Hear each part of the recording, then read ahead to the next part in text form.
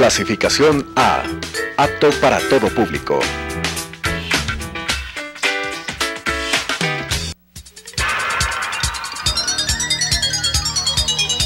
Las opiniones vertidas en este espacio por la producción y dirección del programa son de exclusiva responsabilidad de sus autores y de quienes intervienen en ellos.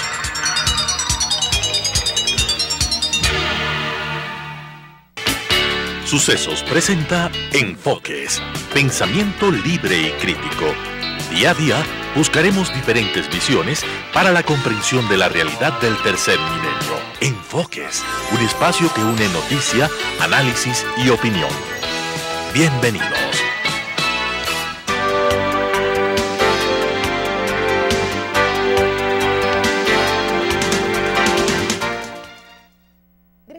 Con nosotros, a quienes nos siguen en Radio Sucesos, y muy buenos días a quienes se conectan a través de Telesucesos.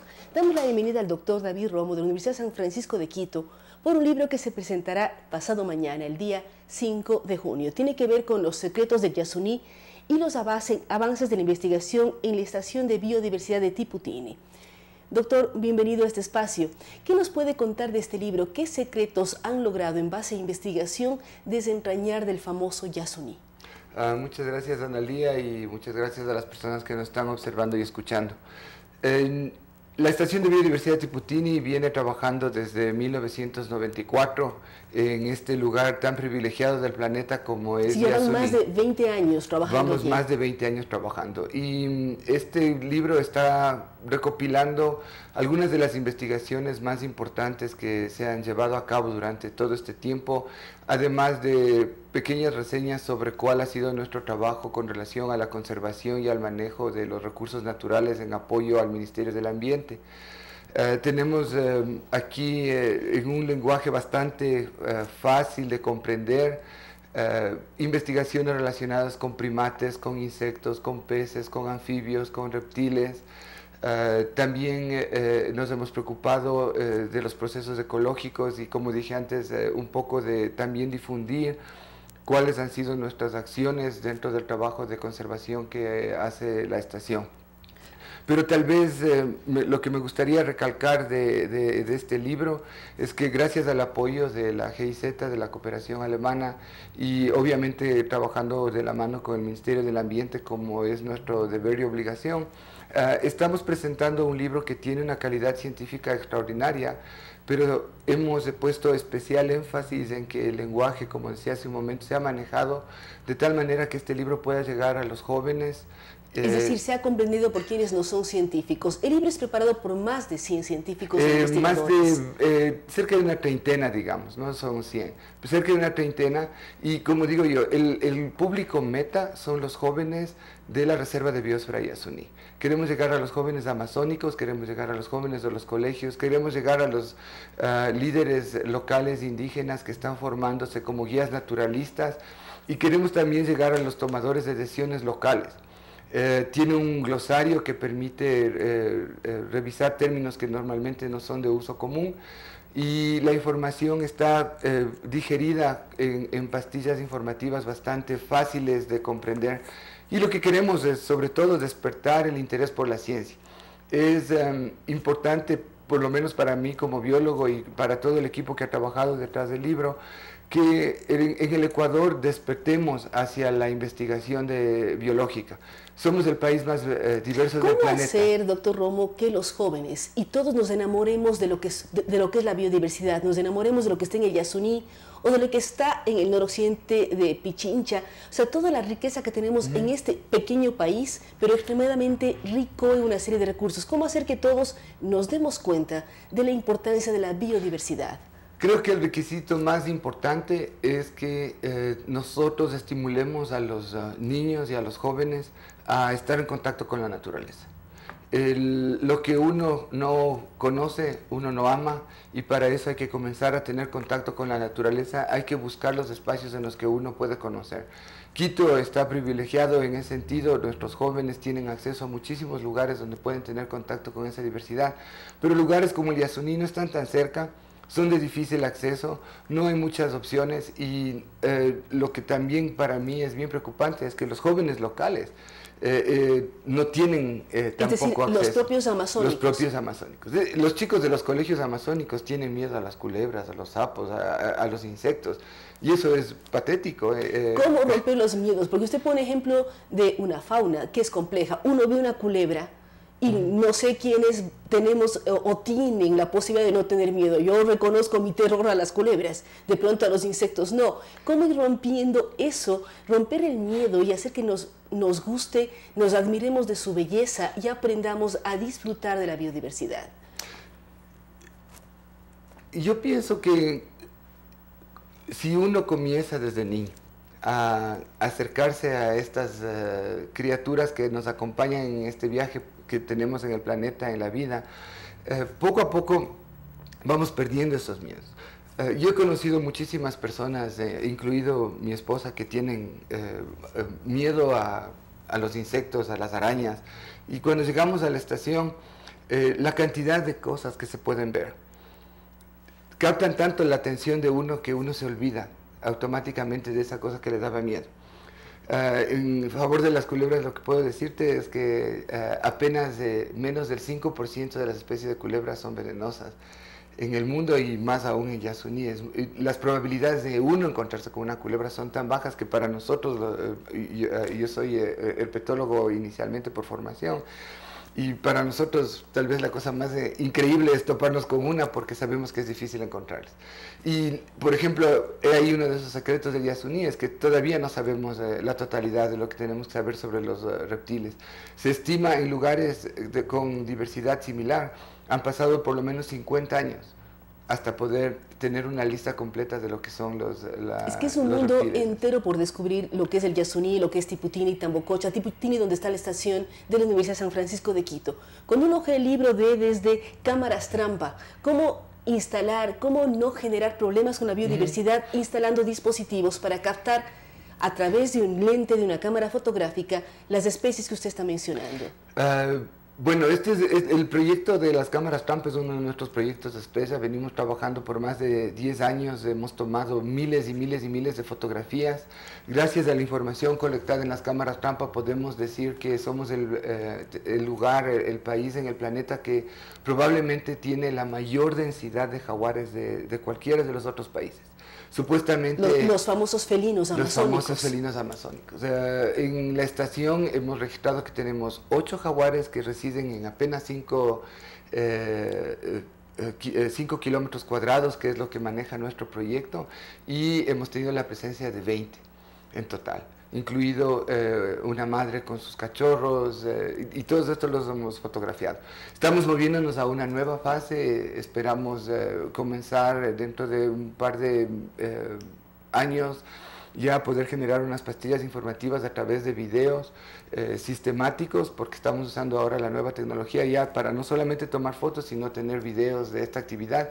Y hemos logrado reportar cosas increíbles, como por ejemplo monos araña y monos aulladores visitando juntos y simultáneamente los saladeros, y tenemos una toma incluso en el que una de las crías del mono araña se pasa donde el mono aullador, y el mono aullador le coge y le devuelve a la madre, y no hay un conflicto que normalmente en otras comunidades de primates, cuando hay estas mezclas, incluso entre las mismas especies, hay conflictos que llegan a la matanza. Y vemos aquí una cosa bastante armónica y un trabajo en equipo entre dos especies. Además, que no tienen nada en común. El llevarse bien del mundo de las especies tiene que servirnos a los seres humanos para llevarnos mejor Debería también. servirnos. Ahora, doctor Romo, el libro se presenta, Los secretos del Yasuní, pasado mañana, el día miércoles. Sí, sí. ¿Cómo acceder al libro? ¿Está en web? ¿Cómo van a hacer para difundirlo más? Porque usted dice, está en un lenguaje sencillo, quiere que llegue fundamentalmente a los jóvenes de la propia Amazonía. ¿Cómo acceder al libro? Gracias a la colaboración que hemos tenido con GIZ del gobierno alemán, el libro va a ser repartido gratuitamente, y por esta primera fase, como yo le dije anteriormente, estamos haciendo un trabajo enfático en los colegios de la zona de la Reserva de Biosfera Yasuní. Entonces vamos a dar prioridad. Yo espero con mucho optimismo que logremos conseguir mayor financiamiento para tener un siguiente tiraje de libros y poder acceder a muchas otras personas alrededor del Ecuador. Pero por ahora nuestra primera meta es llegar justamente a esta población que extrañamente está alejada del mundo de la ciencia, está alejada del conocimiento de su propio territorio, y son ellos los salvaguardas de este tesoro. Ellos son los guardianes de este tesoro, indudablemente. Y a través de la web podemos apreciar las fotografías. ¿Qué más podemos mirar a través de la web de la propia universidad o de la estación? Estamos preparando, necesito hacer las últimas fases. Fue un trabajo bastante rápido, tuvimos que hacer la producción de este libro, teníamos el material listo y nos tocó preparar las cosas en como 3 meses, fue bastante duro el trabajo.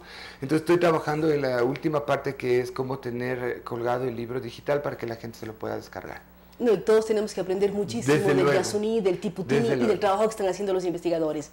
Queremos agradecer la presencia en este espacio del doctor David Romo. Recordamos que él es el codirector de la Estación de Biodiversidad Tiputini, y es un reto para los ecuatorianos, para los quiteños que arrancan la temporada de vacaciones. Vayamos a la Amazonía, los serranos, los cuencanos, todos tenemos que conocer más nuestro país, disfrutar, apreciar esa enorme biodiversidad que tenemos y poder convertirnos todos en guardianes de ella, porque no solamente es para el Ecuador, es para el mundo entero. Gracias al doctor David Romo. Vamos a una pausa, luego de la cual estaremos dialogando con el asambleísta Héctor Yepes. Recordamos que él representa a Creo Suma y es el presidente de la Comisión de Participación Ciudadana y Control Social. Con estas ideas y opiniones, regresamos con Enfoques.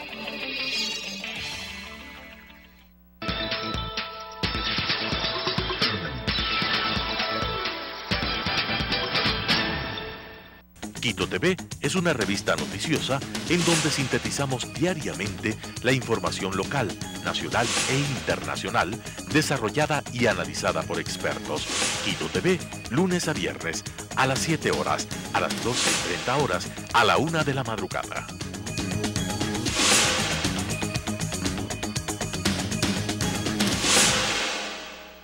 La historia está hecha de lo que unos quisieran olvidar y lo que otros no pueden olvidar. Es tarea del historiador averiguar el porqué de lo uno y de lo otro. Carlos Freile lo asume con grandes y pequeñas historias de la historia. Lunes y jueves, 17:30. Reprise, sábados y domingo a las 21 horas.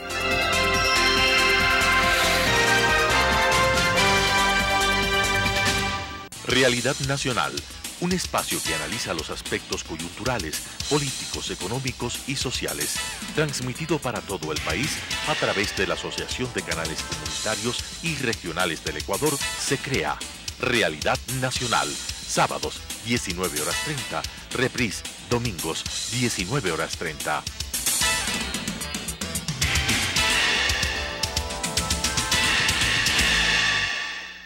Conozca Taiwán es un programa de intercambio cultural que presenta las distintas facetas de la sociedad taiwanesa. Conozca Taiwán, jueves 17 horas, reprise, sábados y domingos 19 horas.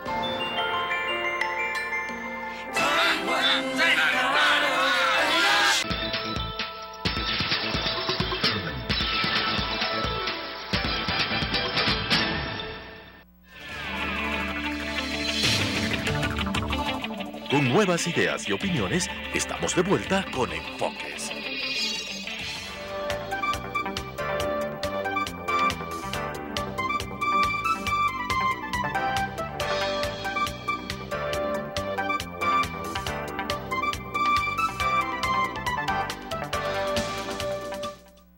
Con nosotros. Como habíamos anunciado, damos la bienvenida al asambleísta Héctor Yepes. Recordamos que él es asambleísta de la coalición Creo Suma y es quien preside la Comisión de Participación Ciudadana y Control Social. Vale la pena resaltar además que es en la única comisión donde la oposición tiene mayoría. Asambleísta Yepes, usted tiene en sus manos un tema muy importante que es el proyecto de Código de Participación Ciudadana. ¿Por qué es importante? Porque además de aquí se podría planificar y trabajar en los nuevos procesos de selección de autoridades de control, como el propio Contralor que fue censurado anoche. Así es. Un saludo a toda la audiencia. Efectivamente, luego de la censura prácticamente unánime al Contralor el día de ayer en la Asamblea Nacional, yo espero que ese mismo consenso que ha habido para reprochar por mala gestión al Contralor, ahora exista también para un nuevo código que fije nuevas normas para elegir al Contralor, porque sería el colmo que después de que toda la Asamblea ha reconocido que el Contralor hizo mal su trabajo pese a haber sido reelegido. Y elegido con la máxima calificación. Así es, y por el Consejo de Participación Ciudadana, ahora digamos que no pasa nada con los procesos de designación. Entonces, aquí tenemos dos extremos, si se quiere. Uno, los que dicen no hay que cambiar nada. Dos, los que decimos, y me incluyo, deberíamos eliminar el quinto poder. Pero para eliminar el quinto poder se requeriría una reforma constitucional, es un proceso largo. Y hoy necesitamos una solución inmediata de corto plazo. Ante ello, lo que yo propongo, un punto medio. Bueno, reformemos el Consejo de Participación Ciudadana para prohibir que cualquier autoridad de control judicial, electoral, ya no se tiene que elegir de nuevo a las autoridades electorales hasta también. diciembre para elegir la minoría del Consejo Electoral, que ya hay un recambio allí. Todas estas autoridades no puedan haber estado en hasta gobierno. Fin de año tenemos varias cosas. Tenemos Superintendencia del Control del Poder del Mercado, CNE y además Contralor. Así es. Todas estas autoridades, nuestra propuesta es que no tengan vínculos con gobierno o partido político alguno en los últimos 10 años. Porque no puede ser que el fiscal actual antes haya sido el asesor del expresidente Correa. El fiscal anterior fue ministro de algunas carteras de Estado, abogado y además embajador, o sea, tenía una serie de cargos. El presidente del Consejo de la Judicatura era secretario particular del expresidente Correa. El mismo Contralor, cuando fue elegido, inicialmente había sido alto funcionario del gobierno de Lucio Gutiérrez. Necesitamos autoridades de control que sean imparciales, y permítame poner un ejemplo futbolístico para que esto se entienda muy fácil. Como que uno esté en un partido de fútbol entre Chile y Perú y el árbitro sea peruano.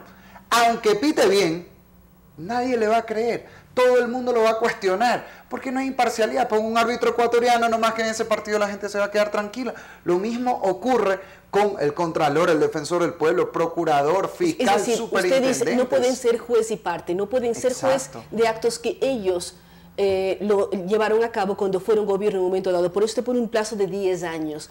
¿Cuáles son los plazos asambleístas? Este momento está en discusión en la comisión, ustedes están socializándolo en diferentes partes. ¿Cuáles son los procesos y qué tiempos deberíamos esperar? Nosotros arrancamos ya la socialización de este proyecto, que por cierto fue presentado por una asambleísta de Alianza País, Joana Cedeño, y tiene cosas muy positivas en temas de silla vacía, presupuestos participativos. ¿Y qué pasa con el famoso decreto 16 y los otros decretos que se generaron en la época del expresidente? Eso está incluido en este código, en un título. Nuestra recomendación en el informe va a ser que eso se quite del código. ¿Por qué? Porque ya tenemos un proyecto de ley sobre personas jurídicas sin fines de lucro, y yo creo que aquí no hay que mezclar el agua con el aceite. Este código debe servir para modificar el Consejo de Participación Ciudadana, para mejorar los mecanismos de participación, el uso de la silla vacía, que nosotros ya la estamos usando en la comisión. Arrancamos esta semana con un representante de los estudiantes, hay que predicar con el ejemplo, los presupuestos participativos, las asambleas barriales, todas esas cosas que son muy positivas, pero la prioridad hoy por hoy es reformar el Consejo de Participación Ciudadana. Hay otro tema fundamental, no puede ser que se haga un reglamento para cada concurso, porque se corre un alto riesgo de que se estén direccionando las cosas para que gane tal o cual funcionario. Tiene que haber una sola normativa para todos los concursos, máximo afinando ciertos temas. Evidentemente el fiscal tiene que ser abogado, no necesariamente el contralor, cosas por el estilo, pero tiene que haber una norma común y con parámetros establecidos claramente en la ley. Hoy tenemos el informe para primer debate. Yo calculo que en las próximas semanas, en muy poco tiempo, ya tendremos listo ese informe para que vaya al pleno de la Asamblea.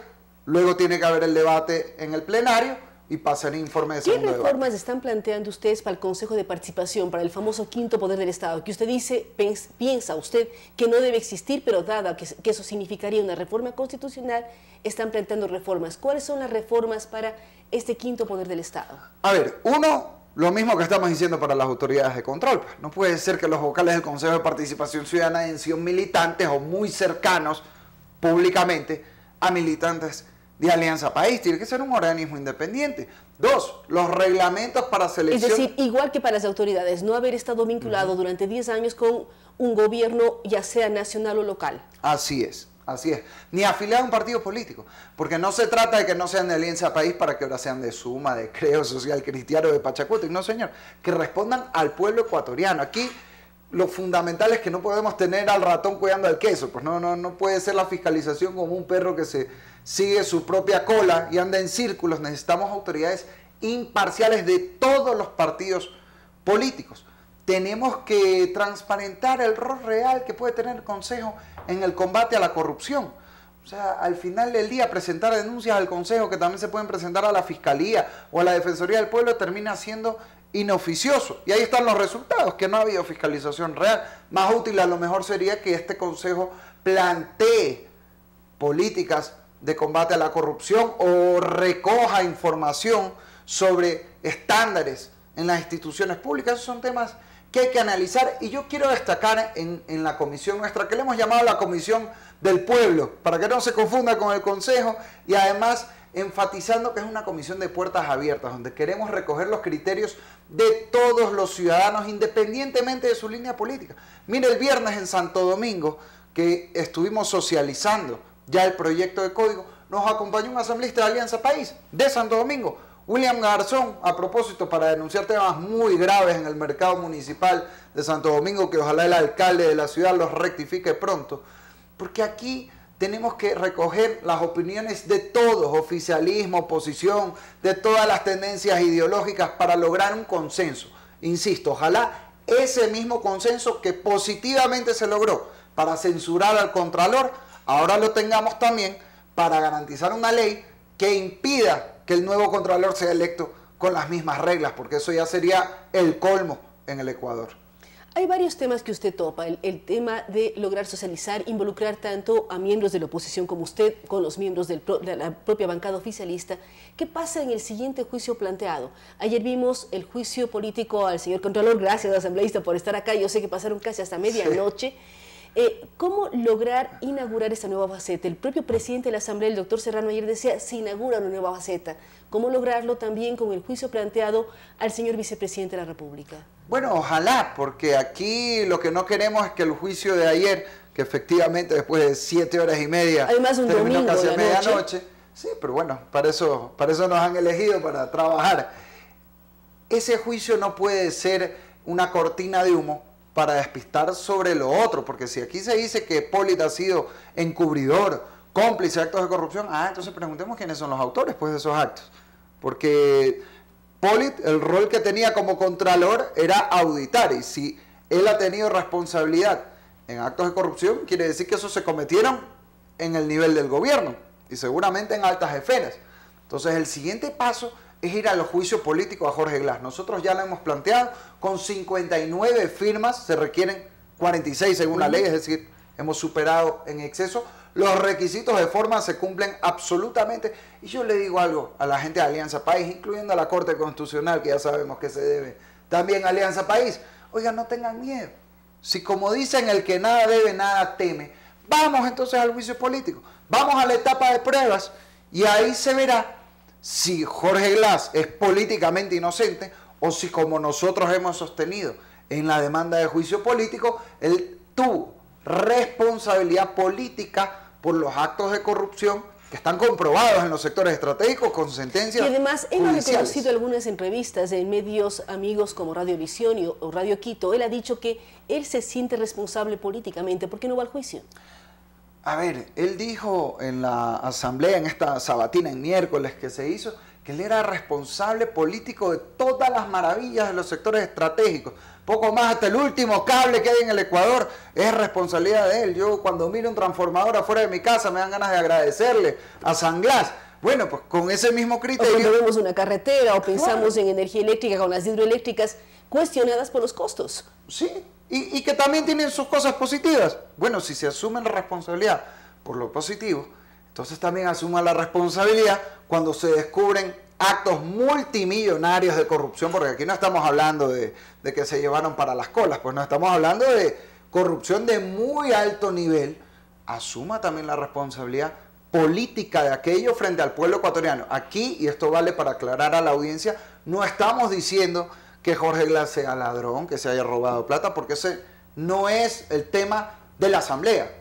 si alguien acusa eso, pues sería un tema que lo debe investigar la Fiscalía o la Justicia. Aquí tenemos separación de funciones. ¿Cómo hacer que la ciudadanía comprenda lo que es un juicio político y lo que sería un juicio fiscal o penal directamente por temas de peculado y que en un momento dado hubo llevada de recursos, que es lo que se utiliza como término común, pero cómo decir y cómo enseñar a la ciudadanía lo que es un juicio político como tal? Aquí hay dos temas.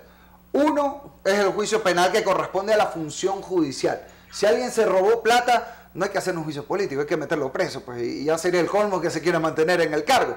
Pero a lo que le corresponde a la Asamblea, como representantes del pueblo, es que respondan pues ante ella los funcionarios públicos cuando ha habido malos manejos. Tal como lo hicimos ayer con el Contralor Polit, que no se lo destituyó por haber cometido un delito, se lo destituyó por incumplimiento de sus funciones. Bueno, en el caso del vicepresidente Glass, tenemos evidencia con sentencias judiciales de actos de corrupción en los sectores estratégicos. Nosotros no decimos que Glass sea penalmente responsable por eso lo tiene que investigar la justicia.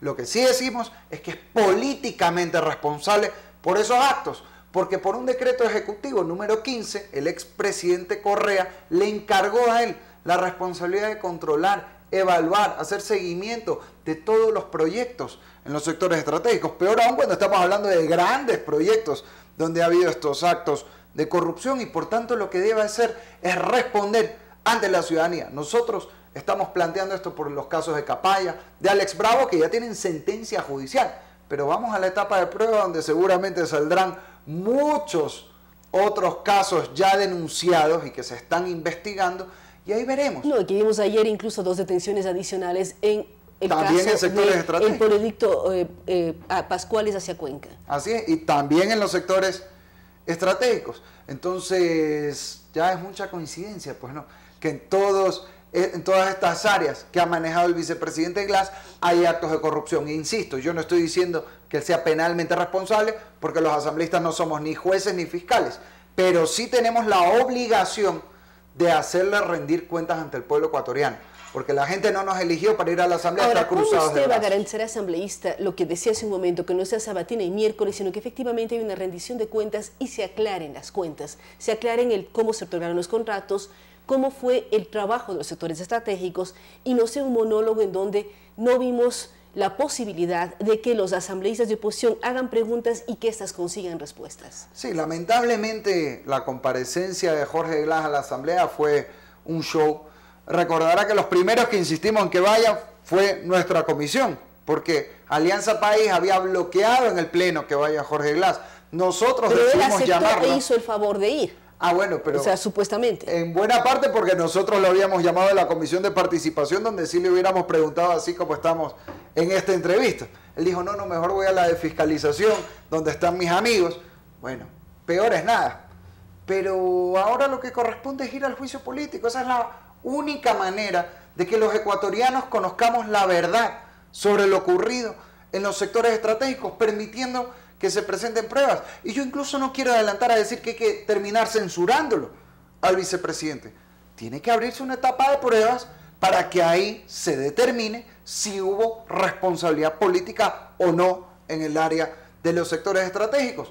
Pero yo quiero tomarle la palabra a Jorge Glass, el que nada debe, nada teme. Bueno, entonces no bloqueen la posibilidad de iniciar este juicio político. Vamos a la etapa de pruebas y si tan seguros están de la inocencia política de Jorge Glass, bueno, eso será aprobado en la Comisión de Fiscalización, donde además Alianza País tiene amplia mayoría, porque eso hay que aclararle también a la ciudadanía. ¿Cuáles son las fases hasta llegar al juicio? Ustedes entregaron las firmas hasta en el Consejo de Administración de la Legislatura, el CAL. Después de que el Consejo lo apruebe, va a la Corte Constitucional. ¿Cómo son los trámites para poder enjuiciar al segundo mandatario del Estado? A ver, nosotros ya presentamos nuevamente 59 firmas, la ley exige 46. Ahora tiene que ir el proceso, tiene que aprobarlo el presidente de la Asamblea, darle trámite, luego va a la Corte Constitucional que tiene que calificar su admisibilidad. No hay ningún motivo por el cual la Corte Constitucional debería negarlo, porque es un análisis netamente formal y todos los requisitos de forma se cumplen.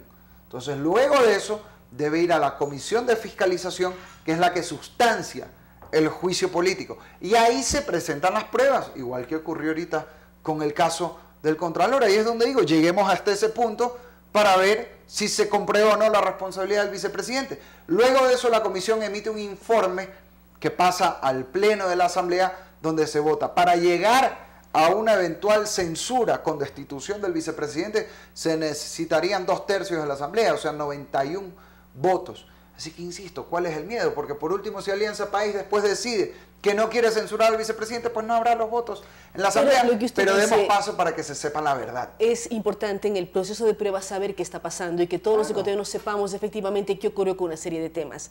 Volviendo al tema de la comisión que usted lidera de participación ciudadana, no queremos confundirla con el quinto poder, pero es una comisión importantísima en la asamblea.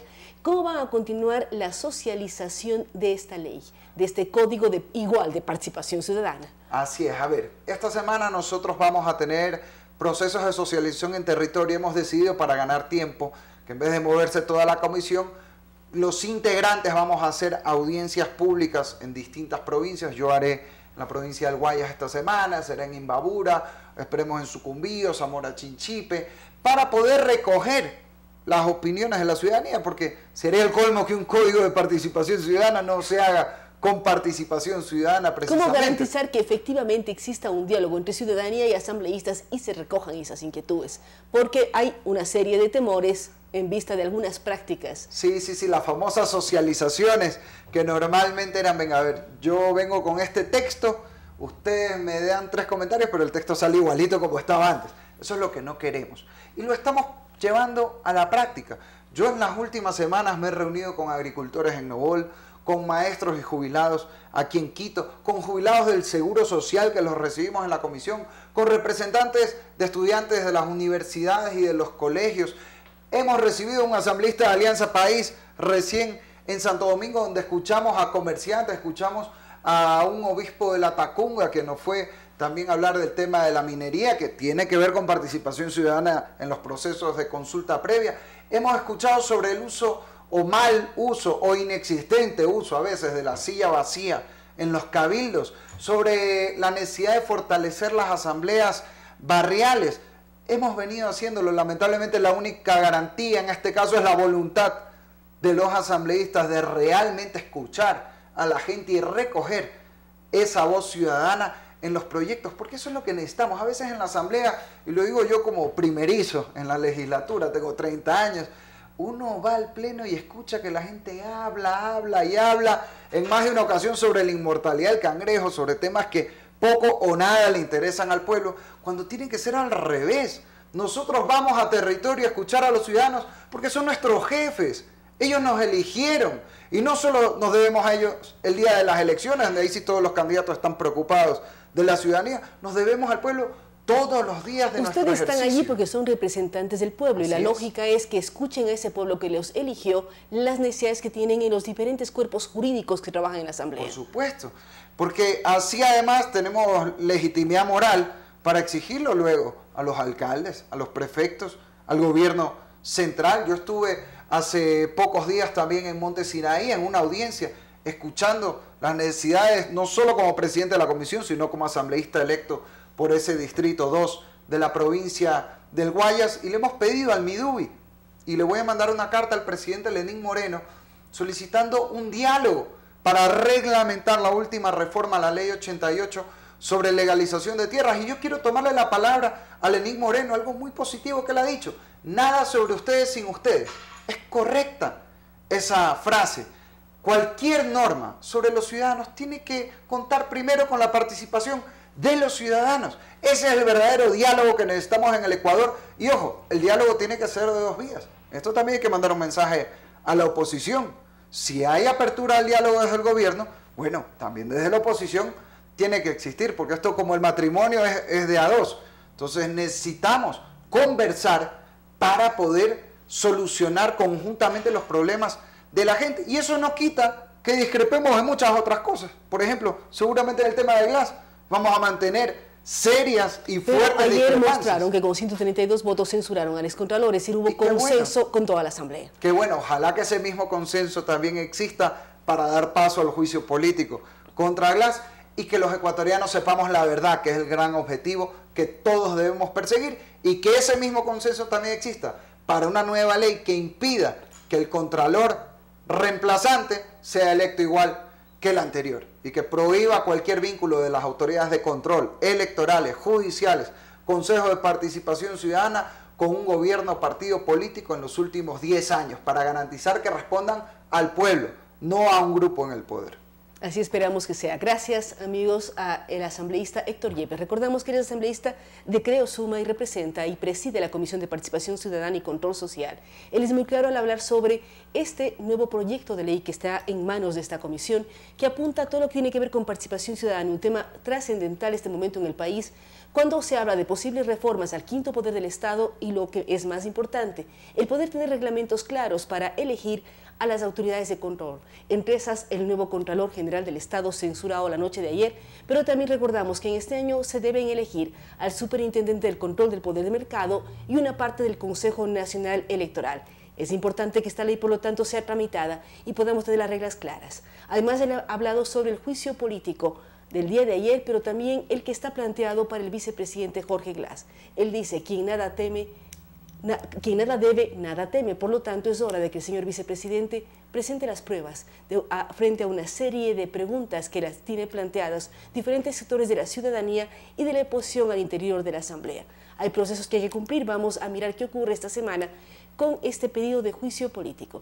Gracias nuevamente al asambleísta Héctor Yepes. Vamos a ir a una pausa, luego de la cual estaremos dialogando con la doctora Rocío Carpio, quien es investigadora y quien ha presentado un último muestra de ello a través de hacer un análisis sobre los indultos selectivos.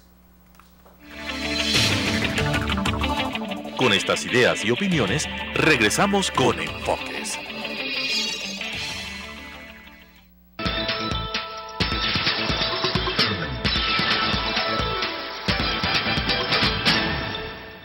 Quito TV es una revista noticiosa en donde sintetizamos diariamente la información local, nacional e internacional, desarrollada y analizada por expertos. Quito TV, lunes a viernes, a las 7 horas, a las 12:30 horas, a la 1 de la madrugada.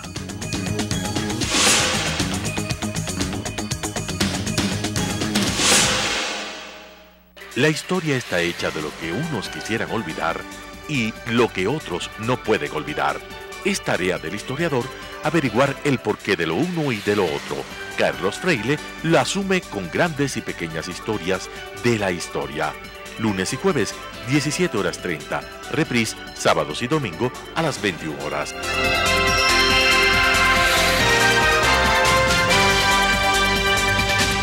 Realidad Nacional. Un espacio que analiza los aspectos coyunturales, políticos, económicos y sociales, transmitido para todo el país a través de la Asociación de Canales Comunitarios y Regionales del Ecuador, se crea Realidad Nacional, sábados 19:30, reprise domingos 19:30.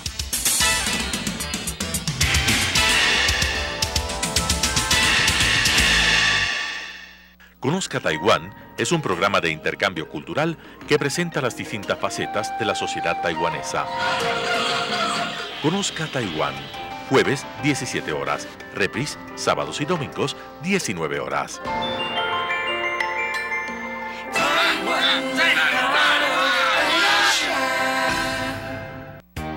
Preescolar El Parque, un lugar excepcional para crecer.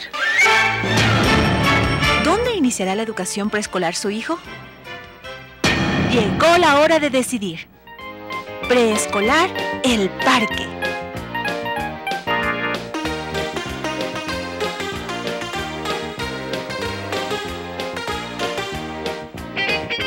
Estamos ubicados en la calle Vaquerizo Moreno, E750, entre Diego de Almagro y Reina Victoria, frente al Parque Gabriela Mistral. Admisiones 099 73 72 081.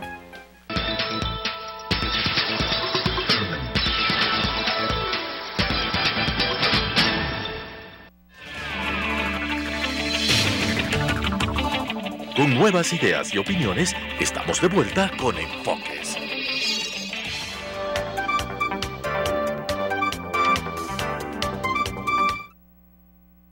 Con nosotros estamos aquí con la licenciada Rocío Carpio.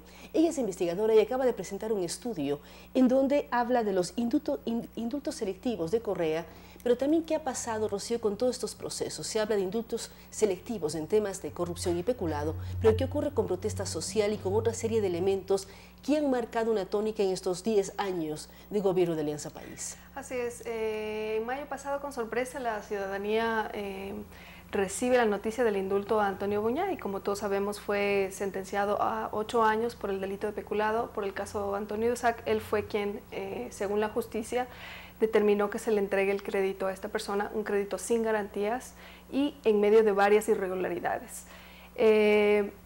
Frente a esta situación en la que hay distintas contradicciones en la misma ley que vulneran incluso la Constitución, se compara, mi intención fue hacer un comparativo con todo el contexto de persecución que durante estos 10 años se ha realizado en contra de la protesta social. Entonces vemos que al mismo tiempo que mientras se está perdonando el peculado, empiezan varios organismos sociales como la CONAIE, INRED, CEDU, a hacer una campaña para que se entregue el indulto a alrededor de 200 personas criminalizadas por protestar, y también la amnistía igualmente. Eran en realidad la lista era 20 personas para el indulto, porque ya tenían sentencia, de las cuales 7 ya tenían sentencia ejecutoriada, que son el caso de los 7 de Pastaza, y el resto tenían varios procesos en distintas etapas procesales. ¿Cómo analizar esto, Rocío, lo que ha sido la protesta social en estos últimos años? Uno recuerda el caso de Pastaza, uno puede recordar el 30S, puede recordar perdones en un momento dado cuando los culpables, entre comillas, reconocían su culpa. ¿Cómo lograr entender lo que ha pasado? Igual muchos podemos recordar cuando, luego de esta sentencia a los periodistas como Cristian Zurita y Juan Carlos Calderón, de pronto el presidente les perdonó. Sí. Pero hoy tenemos en proceso, hoy mismo, lo de Martín Pallares. ¿Qué ocurre con esta lógica de perdón, indulto y cárcel a la protesta? Es una mezcla de todo esto. Así es, o sea, el análisis que yo hago básicamente va por el lado de cómo se han utilizado los instrumentos de la ley y los instrumentos del sistema jurídico para perseguir a la gente y atacar al que piensa distinto o al que tiene una crítica hacia el poder, y vemos cómo en realidad se han utilizado estos instrumentos discrecionalmente y se han acomodado las leyes también, y son una especie de mensaje, son formas de intimidar y de amedrentar. ¿Se acomodan las leyes o se acomodan las sentencias? Ahí es una pregunta que podríamos hacer. Ambas cosas. Se acomodan las leyes, ¿por qué? Porque se hace en el 2014 una reforma al COIP, al Código Orgánico Penal, Integral Penal, en la que se tipifican nuevos delitos. Si bien antes del 2014, y recordémonos, por ejemplo, los 10 de Luluncoto, el tema del 30S, toda esta gente fue acusada y algunos sentenciados. Los chicos del Colegio Central Técnico, o sea, hay muchos casos que uno puede mencionar. Fueron, la mayoría, lo que pasó en Saraguro, por terrorismo y sabotaje, porque ese era en el antiguo Código Penal, esa era la figura, no había otra, terrorismo y sabotaje. Entonces, ¿cómo es posible que en un país en el que no existe terrorismo se juzgue o se sentencia a gente por terrorismo y sabotaje? Entonces, acomodan las leyes, porque hay varios organismos, hay presiones internacionales por estas acusaciones. Ok, dicen, vamos a eliminar este artículo. De hecho, lo eliminan, pero ¿qué hacen? Lo eliminan, pero lo tipifican por separado y lo agrupan en el grupo de delitos que se llama en contra de la administración pública. ¿Y qué pasa también con estos famosos delitos de odio? Sí, bueno, los delitos de odio están tipificados en otra parte y obviamente estos delitos, si bien todavía no se han utilizado como se han utilizado los otros, por ejemplo, la figura que más se ha usado es la para perseguir la protesta pública, es la de ataque y resistencia, que es una de las figuras más ambiguas que hay, y esto también es de la propia Constitución no garantiza una resistencia y la posibilidad de hacer uso de la resistencia. Exacto, la Constitución garantiza el derecho a la resistencia, que es un derecho a la protesta, es el derecho que tiene cada persona a estar en contra de algo que considera que le está vulnerando sus derechos. Sin embargo, este derecho obviamente ha sido vulnerado, entonces, como te decía, ha sido una acomodación de las leyes y obviamente de los sistemas judiciales han sido también manipulados para que se emitan este tipo de sentencias en gente que realmente las pruebas me han mostrado, los juicios son de risa, o sea, no existían pruebas para acusar a estas personas de los delitos que se les acusó. Y frente a esto, si no existieron las pruebas, se crearon pruebas que en un momento dado son hasta irrisibles, porque no tienen una justificación Exacto. lógica. ¿Por qué fueron sentenciados? ¿Y por qué no se realiza un indulto, una amnistía, dependiendo los casos, cuando hay un cambio de gobierno? Bueno, de hecho, Lenín Moreno, bueno, antes de salir, cuando firmó el indulto, Buñay Correa también firmó otro indulto a uno de los 7 de Pastaza. Y después que él sale, se aprende a otro de los 7 de Pastaza, Patricio Mesa, que todos conocemos, y una semana después se le da el indulto, Lenín Moreno lo perdona. Entonces, ¿a qué estamos jugando? Lo detenemos primero y después le perdonamos. Porque ese es incluso de lo que me contaron las personas que estaban a cargo de los casos, es que no les podemos dar el indulto porque primero tienen que estar presos para darles el indulto. Esa es la respuesta que habían recibido. Y no se puede anular un juicio, dejar sin que el juicio continúe y eliminar el proceso de detención. Solo cuando están en etapa procesal, antes de que hayan tenido sentencia ejecutoriada. Entonces, la sentencia ejecutoriada es cuando usted ya tiene orden de prisión y ya tiene que pagar sus, qué sé yo, algunos van desde los 7 años, otros han estado igual con 6 años, 4 años de prisión, como en el caso de los 7 Pastaza les dieron 4 años. Pese a que el delito de ataque y resistencia por el que les acusaban tiene 3 años, ¿no?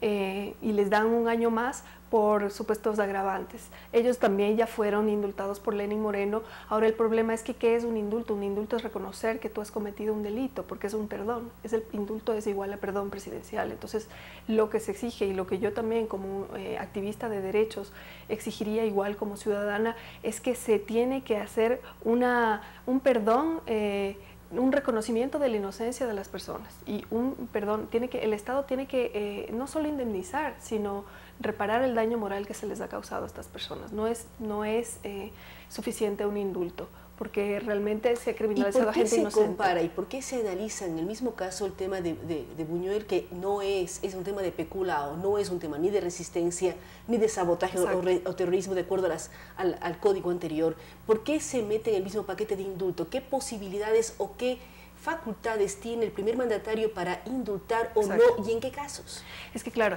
la idea es que como yo quería demostrar cómo la manipulación y el uso de las leyes ha servido para beneficiar a unos y perjudicar a otros. Entonces tenemos una persona acusada de peculado, que es un delito también que está tipificado, delitos en contra de la eficiencia de la administración pública. ¿Y qué pasa con este delito? Que está en el mismo grupo de los delitos por los que más se les ha acusado a los 7 Pastazos, ataque y resistencia, está en el mismo grupo de delitos del peculado. Entonces usted puede ver cómo estos delitos han sido, no sé por qué lo uno está junto a lo otro, ¿no? Ataque y resistencia y peculado juntos en el mismo grupo de delitos. ¿Y qué pasa? Que en la Asamblea, las atribuciones de la Asamblea, según la Constitución, es que no pueden dar indultos por delitos en contra de la administración, de la eficiencia de la administración pública. O sea, el ataque y resistencia estaría en el mismo grupo de los delitos que no puede, por los que la Asamblea no podría dar indulto. Entonces, también quería demostrar las contradicciones que hay, porque también en la Constitución... Y se necesitaría, por lo tanto, una reforma legal. Hay que hacer una reforma legal. No puede ser que el peculado esté en el mismo nivel. Exactamente. Hay que hacer una reforma al código porque también las leyes son demasiado ambiguas y está descrito de una forma demasiado ambigua, y eso también vulnera derechos, porque ningún derecho puede estar descrito de una forma tan ambigua. Cualquier cosa puede ser ataque y resistencia. Pero bueno, lo que le estaba diciendo es que hay una contradicción entre las atribuciones que la Constitución le da a la Asamblea. Sí le prohíbe dar indultos y amnistías por peculado, o sea, por delitos en contra de la administración pública. Sin embargo, al presidente no le da ninguna prohibición, puede indultar a quien quiera, pero hay una serie de decretos. Y, por ejemplo, si se indulta por accidente a alguien que no merecía el indulto, ¿un siguiente mandatario puede rever ese indulto o ya no es posible? No, ya no se puede. ¿Es algo final? Sí, es algo final, ya no se puede. O sea, tendrían que abrir otro proceso porque ya eso cerró, el proceso cerró, ya legalmente es como ya lo último. Usted ya cumplió su sentencia y si el presidente le perdona eso, ya no, nadie le puede volver a criminalizar. Sin embargo, como les decía, hay varias contradicciones. Correa firmó una serie de decretos en los que también es paradójico porque el decreto del que se regulamenta la entrega del indulto no le prohíbe dar indultos por peculado, sí por delitos de lesa humanidad. Sin embargo, después de unos meses firma otro decreto en el 2014 en el que para hacer rebaja de penas, perdón por rebaja de penas, ahí sí prohíbe el peculado, firmado por el propio Correa. Entonces, pero después en el 2017 da un indulto por peculado. Exactamente. Entonces, ¿por qué unos indultos en unos sí prohíbe el peculado y en otros no? Entonces, vemos cómo ha sido selectivo, lo cual deja mucho para pensar, o sea, cuáles son las verdaderas razones por las que se está indultando a una persona que realmente sí ha causado un daño a la administración ¿Y cómo pública. lograr comprender, Rocío, qué pasa con la legislación ecuatoriana? Usted dice, es muy ambigua, no hay claridad ni siquiera de por qué se paga una pena o por qué se genera un indulto. ¿Cómo mejorar la situación? Hay una nueva asamblea, hay nuevos elementos de estudio. ¿Cómo garantizar que las leyes sean entendidas por todos de la misma manera? Porque la ley está. Sí. Si por un lado tenemos en la Constitución de la República derecho a la resistencia porque es penado en el Código Penal, entonces no está una en contra de la otra, que al final quienes al menos no somos abogados no logramos comprender ni dimensionar el alcance de cada una. Claro, bueno, yo tampoco soy abogada, sin embargo sí he hecho un análisis y también me han guiado. He consultado con algunos juristas y me han dicho que en realidad las leyes no son malas per se, sino la interpretación de las mismas. Sin embargo, sí que otros juristas también dicen que realmente los instrumentos legales son demasiado, hay delitos que están tipificados de forma demasiado ambigua y eso sí habría que reformar. Y también la asamblea puede hacerlo, ¿no? Entonces, el asambleísta Esteban Bernal, él propuso hacer una reforma a la Constitución, justamente una enmienda en el artículo en el que da la potestad al presidente para otorgar indultos, y él quiere también señalar que no se pueden entregar indultos por peculado, como sí está en el artículo que sí, da precisamente la semana pasada estuvo el asambleísta sí. Bernal Lacaya, fue presentado además la propuesta a esta reforma constitucional. Así es, porque esta dualidad entre que por qué a los asambleístas sí les limita para dar el peculado y al presidente no, eso es una contradicción. O sea, algunos los dos son poderes del Estado. Sí, exacto, y es el mismo instrumento legal. ¿Por qué uno sí y otro no? Entonces debería haber las mismas limitaciones, porque en el decreto de reglamento de indultos, ahí sí hay limitantes, pero son limitantes para los delitos de lesa humanidad, o sea, genocidio, etcétera, ¿no? Tortura, desaparición, secuestro. Usted presenta la investigación que tiene que ver con los indultos selectivos del expresidente Correa. ¿Cómo acceder a ella? ¿Cómo quienes nos están escuchando y mirando a través de Radio Sucesos y Telesucesos pueden leer con mayor profundidad su estudio y su análisis? Sí, bueno, el estudio se publicó originalmente en la página de Plan B, se llama Los indultos selectivos de Correa, y está también en la página de Fundamedios, y bueno, ahora también está publicada en 1000 hojas, entonces sí que... En los portales pueden encontrar, ponen su nombre, Rocío Carpio, y encuentran. Sí, algunos han estado en la página principal, no es muy complicado encontrarlos. Me ha interesado que circule esta investigación, sobre todo por generar una reflexión alrededor, ¿no? Que nosotros como ciudadanos tenemos que estar alerta para defender los derechos que nos están siendo vulnerados. Porque ayer no me habrá tocado a mí, pero no sé qué puede pasar mañana. Por ejemplo, Martín Pallares es un periodista que ahora está siendo enjuiciado por el expresidente. Entonces vemos que no ha terminado esto, ¿no? Pese a que ya no está en funciones, todavía sigue enjuiciando personas. Es por un artículo que Martín publicó en abril de este año, es decir, hace poco tiempo atrás, y es el juicio que tiene ahora. Así es, exactamente. Además, el artículo, ¿y cómo romper eso? Porque supuestamente se cree que le genera un daño moral, un daño de imagen al expresidente. Entonces hay una serie de suposiciones muy difíciles de comprender. Así es, y bueno, realmente, obviamente, como es un artículo de opinión, se presta para ser interpretativo, ¿no? Es una interpretación de quien lo está leyendo. A la final la persona puede subjetivamente interpretar. Ahora el problema está en quienes controlan el sistema de justicia, ¿no? Son ellos los que deciden a la final y de qué lado están. ¿Van a estar del lado de la justicia o del lado de quien tuvo el poder alguna vez? Y no sabemos si todavía lo tiene. Entonces, realmente es una situación complicada. Ya tenemos un antecedente cuando pasó lo del Universo, que después el expresidente mismo decidió perdonar la sentencia. Sin embargo, mientras tanto sí que causó un daño. No, y hay una serie de elementos de la carta de la esposa de Martín Pallares a la esposa del expresidente Correa, donde hace una serie de análisis también. Exactamente, claro, la esposa de Martín Pallares hace una especie de paralelo de su situación, igual como una persona que fue hija de un inmigrante de la Segunda Guerra Mundial, y ella hace una suposición alrededor de que Dice, de pronto nuestros abuelos fueron juntos a la guerra. Sí, exactamente. Y obviamente estos valores que se les inculca a las personas que han estado en situaciones de beligerantes.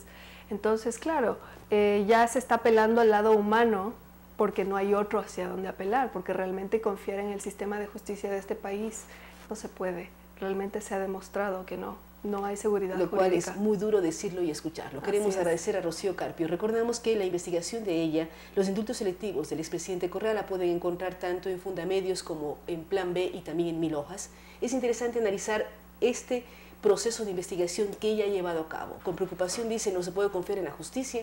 Hay muchos que pueden pensar diferente, pero lo importante es que las leyes sean lo suficientemente claras para no queden abiertas a la interpretación de un juez que en un momento dado puede tener una carga a favor o en contra de uno de los procesados. Vamos a estar pendientes de lo que ocurre hoy día con el proceso de Martín Pallares. Nosotros expresamos nuestra solidaridad a un compañero periodista, pero también hay que mirar cómo los abogados y los jueces analizan este tema.